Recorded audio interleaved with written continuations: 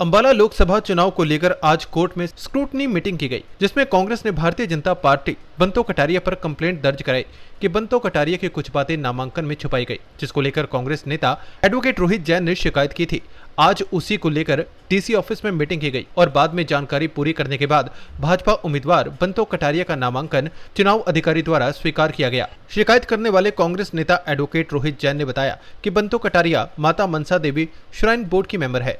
हमने इसको लेकर ऑब्जेक्शन किया गया था, जिसको लेकर आज भारतीय जनता पार्टी से स्पष्टीकरण मांगा गया है।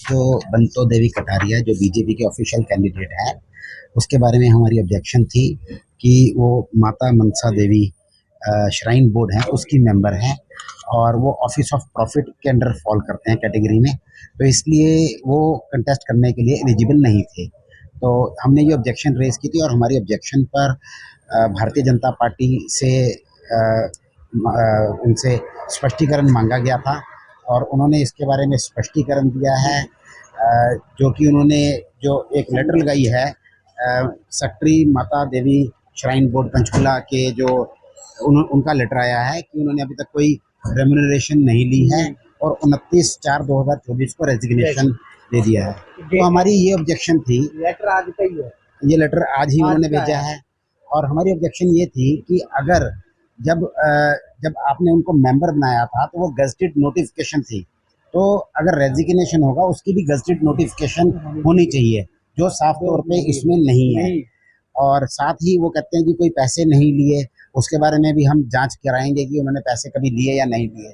अगर ऐसा पाया जाता है तो नॉमिनेशन फॉर्म आज तो एक्सेप्ट हो गया है, लेकिन आगे के लिए भी अगर ऐसा कोई पाया जाएगा तो कैंडिडेचर कैंसिल होने के चांसेस होते हैं। वहीं बीजेपी एडवोकेट संदीप सचदेवा ने बताया कि यह हमारे लिए लकी चार्म है। जब रत्नलाल कटारिया ने चुनाव लड़ा तब विरोधियों ने उनके नॉमिनेशन को रिजेक्ट करवाने के लिए अलग अलग प्रकार के हथकंडे अपनाए। हर बार हम उससे भी बाहर आए और चुनाव भी हमने जीते। आधी अधूरी जानकारी को लेकर कांग्रेस वालों ने शिकायत दर्ज की थी।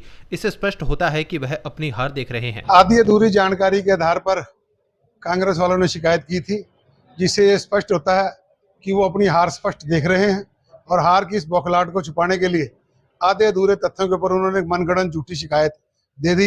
अगर वो बात कर लेते तो शायद उनकी इतनी फजीयत ना होती जितनी अब होगी, क्योंकि जिस बात को लेकर उन्होंने मुद्दा उठाया था वो मुद्दा था ही नहीं।